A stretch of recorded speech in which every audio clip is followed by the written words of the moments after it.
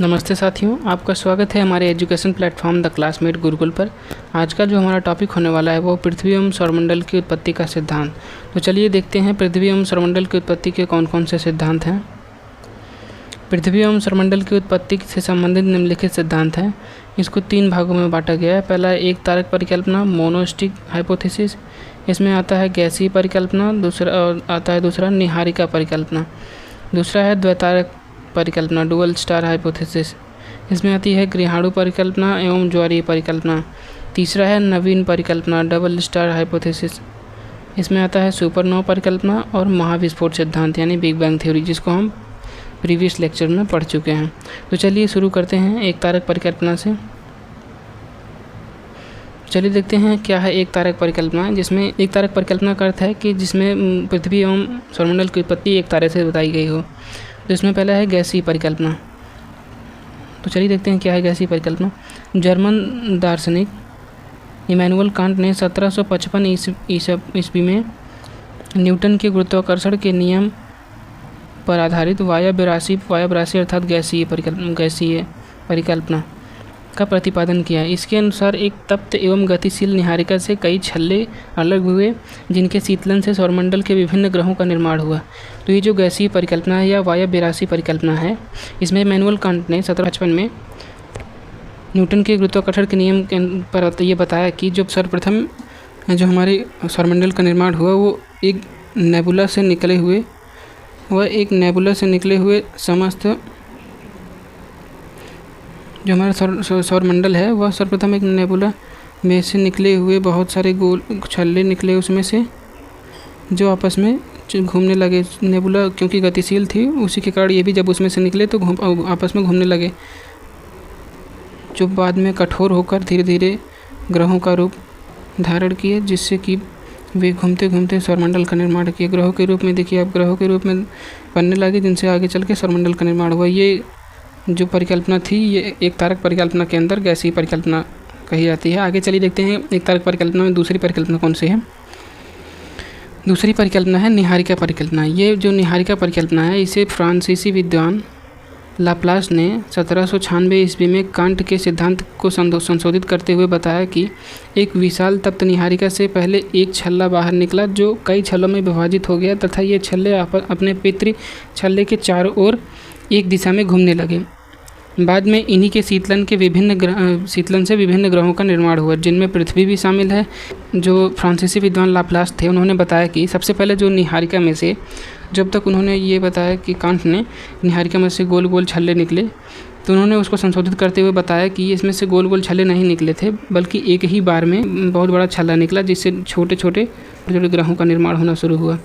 ये इनकी परिकल्पना जो है इन्होंने उसको उदाहरते हुए बताया कि इसमें से छोटे छोटे पहले एक ही बार में एक छल्ला निकला पूरा, जिससे छोटे छोटे ग्रहों का निर्माण हुआ, फिर जाके ये आपस में घूमने लगे, जिनसे सौरमंडल का निर्माण हुआ।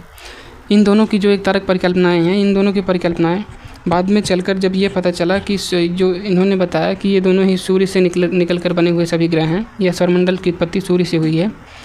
बाद में जब यह जाँच हुई कि सूर्य और ग्रहों के बीच क्या संबंध है, तो ज़्यादा कुछ खास प्रमाण नहीं मिले कि ये जो है सूर्य से बने हैं सभी ग्रह, जिनकी वजह से ये जो एक तारक परिकल्पना में निहारिका परिकल्पना और गैसीय परिकल्पना है वो उतना ज़्यादा मान्य नहीं है, यह कह सकते हैं आप खारिज हो गई, क्योंकि इन्होंने बताया कि सूर्य से उत्पत्ति हुई है ग्रहों की, जबकि आपको पता है कि सूर्य केवल हाइड्रोजन और हीलियम का बना है, जबकि हमारे और अन्य ग्रहों में बहुत सारी पदार्थ पाए जाते हैं, बहुत प्रकार की भिन्नताएँ पाई जाती हैं। तो चलिए देखते हैं अगला द्वैतारक परिकल्पना क्या है। द्वैतारक परिकल्पना अर्थात जिसमें दो स्टार्स हों, इनको समझाने के लिए 2 स्टार्स का प्रयोग किया गया हो। तो इसमें पहला है ग्रहाणु परिकल्पना। इसको चलिए पढ़ लेते हैं। इसका प्रतिपादन चेम्बरलिन और माल्टेन ने 1905 में किया था। इसके अनुसार ग्रहों का निर्माण तप्त गैसीय निहारिका से नहीं वरन ठोस पिंड से हुआ है। प्रारंभ में 2 विशाल तारे सूर्य एवं उसका साथी अन्य तारा, जब यह अन्य विशाल तारा सूर्य के पास पहुँचा तो उसकी आकर्षण शक्ति के कारण सूर्य के धरातल से असंख्य कण अलग हो गए। यही आपस में मिलकर पृथ्वी एवं अन्य ग्रहों के निर्माण का कारण बने। तो इनके अनुसार चलिए ये क्या कहते हैं इनकी समझ लेते हैं। इन्होंने ये बताया कि जो है जो सौरमंडल की उत्पत्ति है वो उसके लिए एक और तारा था, सूर्य का साथी तारा, वो भी उसमें भाग लिया, जो कि सूर्य से बड़ा था। ये अपना सन है सन स्टार है और ये अलग दूसरा एक तारा था। तो जब ये सूर्य के पास आया, या आप कह सकते हैं ब्रह्मांड का सभी तारे घूम रहे हैं ब्रह्मांड में, तो जब ये सूर्य का साथी तारा सूर्य के पास आया तो इसका आकर्षण, जो इसकी आकर्षण शक्ति थी या आकर्षण ऊर्जा थी, बहुत अधिक थी, जिसके कारण इसने सूर्य की धरातल से असंख्य कण को अपनी तरफ खींच लिया और यह खुद आगे बढ़ गया। जब ये घूम रहा था तो ये जब इसके पास आया तो खींच लिया और वो आगे बढ़ गया। जो बड़ा वाला तारा था वो सूर्य में से बहुत सारे कणों को खींच के आगे बढ़ गया, किंतु जो उसमें से निकले हुए कण थे वो वहीं घूमते रह गए सूर्य के चारों तरफ, जो कि आगे चल के विभिन्न ग्रहों के रूप में विकसित हो गए। ये देखिए आप, इसमें से निकला और ये आगे बढ़ गया, ऐसे ये घूमने लगा आगे बढ़ के, किंतु ये सभी इसी के चक्कर सूर्य के चारों ओर घूमने लगे, जिनसे सौरमंडल का निर्माण हुआ। इन्होंने यहाँ पर फिर से वही गलती की कि ये भी वही बता दिए कि जो सौरमंडल के ग्रह हैं वो सूर्य से बने हैं। सेम टू सेम वही गलती इन्होंने भी की। तो आगे चलिए देखते हैं फिर अगली परिकल्पना क्या है, जिससे ये भी ज़्यादा मान्य नहीं हुआ। अगली द्वितारक परिकल्पना में अगली परिकल्पना है ज्वारीय परिकल्पना। पृथ्वी की उत्पत्ति संबंधी यह आधुनिक परिकल्पनाओं में से एक है जिसे पर्याप्त समर्थन प्राप्त है। इसके अनुसार सौरमंडल का निर्माण सूर्य एवं एक अन्य तारा के संयोग से हुआ है। सूर्य के निकट इस तारे के आने से सूर्य का कुछ भाग ज्वारीय उद्भेदन के कारण फिलामेंट के रूप में खिंच गया तथा बाद में टूटकर सूर्य का चक्कर लगाने लगा। यही फिलामेंट सौरमंडल के विभिन्न ग्रहों की उत्पत्ति का कारण बना, जिनमें पृथ्वी भी शामिल है। अब ये क्या कहे, इनका देख लेते हैं। जेम्स जीन्स और जेफरिन ने मिलकर ज्वारीय परिकल्पना दी थी। इनके अनुसार जो सूर्य था उसका एक और साथी तारा था। जब वो सूर्य के पास आता चक्कर लगाते टाइम, वो इलिप्टिकल पाथ, यानी कि उन्होंने बताया कि जो सूर्य था उसका एक और साथी तारा था जो उसके बगल में उसके साथ दीर्घवृत्ताकार जो है चक्कर लगा रहा था। दीर्घवृत्ताकार यानी इलिप्टिकल पाथ पे चक्कर लगा रहा था। जब वो सूर्य के पास आता था, जब वो सूर्य के पास यहाँ पर आता तो उसमें सूर्य में ज्वार उत्पन्न हो जाता है। जैसे पृथ्वी पर ज्वार और भाटा उत्पन्न होती है चंद्रमा के कारण, वैसे ही सूर्य में ज्वार उत्पन्न हो जाता है। जब वह पास आता, ये देखिए आप, इसमें ज्वार उत्पन्न हो रहा है ऐसे ऐसे। जब वह सूर्य के पास आता तो उसमें से ज्वार उत्पन्न होता। तो एक समय ऐसा आया कि उसमें से फिलामेंट टूटकर अलग हो गया, जिसके द्वारा आगे चल के सौरमंडल के विभिन्न ग्रहों एवं पृथ्वी की उत्पत्ति हुई। ये जो है ज्वारीय परिकल्पना थी कि जब इलिप्टिकल पाथ पे दूसरा तारा उसके सूर्य के जो साथी तारा था वो उसके बगल घूमता था तो इसमें ज्वार उत्पन्न होता था, जिसके कारण उसमें से फिलामेंट टूटकर अलग हो गया। ये देखिए आप, ऐसे ऐसे जब इसके पास आता तो उसमें ज्वार उत्पन्न होता, जिसके द्वारा वो अपनी ओर खींचता, उसे टूटकर फिलामेंट टूटकर अलग हुआ, जिसके द्वारा जो है विभिन्न प्रकार के ग्रहों का निर्माण हुआ। यही गलती ये भी कर रहे थे कि इन्होंने भी वही बताया कि जो है सूर्य से निकले हुए कणों या उसके सूर्य के भाग से हुई है। इसके द्वारा ये भी ज़्यादा मान्य थ्योरी नहीं हुई। आगे चलिए देखते हैं अगला जो हमारा आधुनिक परिकल्पना में आता है, नवीन परिकल्पना, सुपरनोवा जिसको बोलते हैं सुपरनोवा या अभिनव तारा परिकल्पना। यह सिद्धांत होयल और लिलिटन द्वारा 1939 ईस्वी में प्रस्तुत किया गया था। इसके अनुसार अंतरिक्ष में 2 तारे नहीं बल्कि 3 तारे थे, सूर्य उसका साथी तारा तथा पास आता हुआ एक अन्य तारा। साथी तारा सूर्य से अधिक दूर तथा अधिक विशाल था।